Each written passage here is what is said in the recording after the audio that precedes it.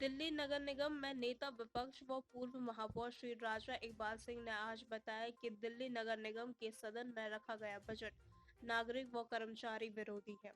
उन्होंने बताया कि आम आदमी पार्टी के कारण स्थायी समिति, वार्ड समिति व अन्य महत्वपूर्ण समितियों का गठन नहीं हो पाया है, जिसके कारण आयुक्त को निगम सदन में बजट प्रस्तुत करना पड़ा, जो कि पूरी तरह से गैर संवैधानिक है।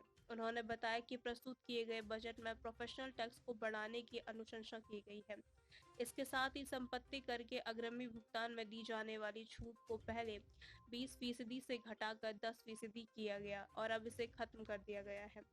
इसके साथ ही ग्रुप हाउसिंग सोसाइटियों पर अतिरिक्त 10% शुल्क लगाने की अनुशंसा की गई है। उन्होंने बताया कि दिल्ली नगर निगम का 80% बजट केवल कर्मचारियों को वेतन देने पर ही खर्च किया जाएगा और शेष 20% ही नागरिक सेवाओं पर विकास के खर्च के लिए किया जाएगा। दिल्ली से दैनिक भास्कर संवाददाता अफसर खान की रिपोर्ट। एमसीडी सिविक सेंटर में इस वक्त मौजूद हूँ। आज आपको बता दूँ बजट पेश किया जाता है, जिसके लिए भारी एक संख्या में जो है एक रोष व्यक्त भी किया जाता है, जहाँ देखा जाता है उसके बाद सुचारू रूप से जो है तमाम मुद्दे को चलने के बाद जो है इस बजट का अवलोकन एमसीडी आयुक्त के द्वारा किया जाता है, कमिश्नर के द्वारा इस तमाम बजट का जो है अवलोकन किया जाता है। तमाम मुद्दे पर बात करने के लिए मेरे साथ नेता प्रतिपक्ष राजा इकबाल इस वक्त मौजूद हैं।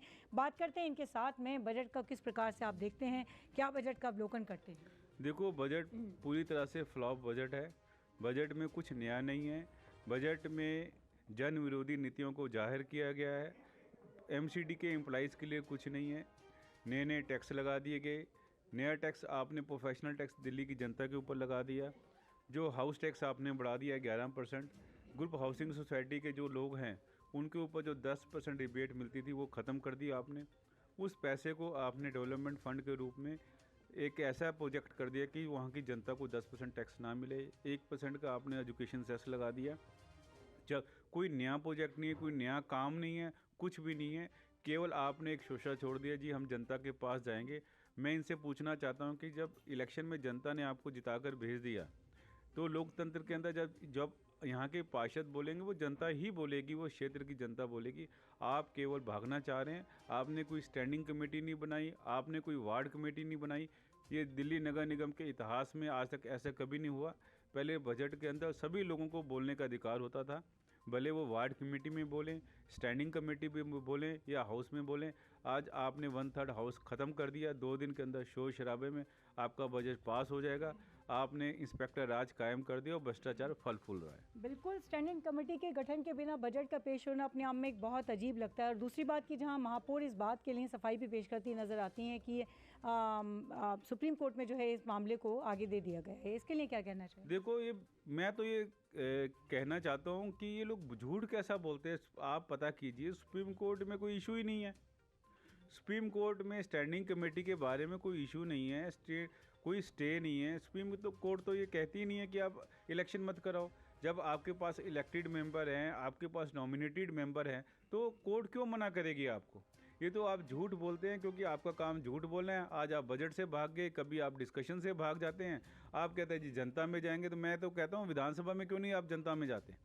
तो आपको समझ ही नहीं आ रहा है निगम का काम कैसे करना है। डिप्टी मेयर आले मोहम्मद इकबाल से बात करने पर पता चलता है कि ये बजट जो है तमाम निगम पार्षदों की बहुत ज़्यादा सहूलियत को देखकर बनाया जाता है। बिल्कुल, वो सही कह रहे हैं। अगर वो ऐसी सहूलत देना चाहते हैं तो ये कल तक तो ये कह रहे थे, प्रेस में ही कह रहे थे कि जो बजट है ये अधिकारियों का बजट है। तो मुझे तो ये समझ नहीं आती, कभी ये कहते हैं हमें काम नहीं करने देते, अगले दिन केजरीवाल जी कहते हैं कि हमने इतना काम किया। तो पहले तो ये फाइनल कर ले केजरीवाल जी या आम आदमी पार्टी, वो कहना ईस्ट में जाना चाह रहे हैं या वो वेस्ट में जाना चाह रहे हैं। कल तक आले मोहम्मद जी ये कह रहे थे कि जो ये बजट है ये अधिकारियों का बजट है। आज आप लोग कह रहे हो कि हमने बहुत सहूलत दी है। तो पहले फाइनल करो, ये अधिकारियों का बजट है या आपका? सर, टैक्स की यदि बात करें, एक आखिरी सवाल लूंगी, टैक्स की पर क्या प्रभाव इसका पड़ने वाला? देखो, और डीबीसी वर्कर्स के लिए भी एक बार पूछना चाहिए। देखो, डीबीसी वर्कर्स को उन्होंने कुछ नहीं दिया, केवल नाम बदल दिए। डीबीसी की जगह इंग्लिश के 3 वर्ड एमटीएस कर दिए। पिछली बार एक रेजोल्यूशन एजेंडा आया था जिसमें यह था कि जो लोग डीबीसी के कच्चे लोग हैं, कच्चे हमारे कर्मचारी हैं, अगर किसी की सर्विस के अंदर डेथ हो जाती है तो उनके जो बच्चे हैं, परिवार के लोग हैं, उनको जॉब मिलेगी। उसको आम आदमी पार्टी ने रिजेक्ट कर दिया। आप बताइए, आप तो डीबीसी की बातें करते हैं और आप ही उनके जो परिवार के लोगों को कुछ देना नहीं चाहते।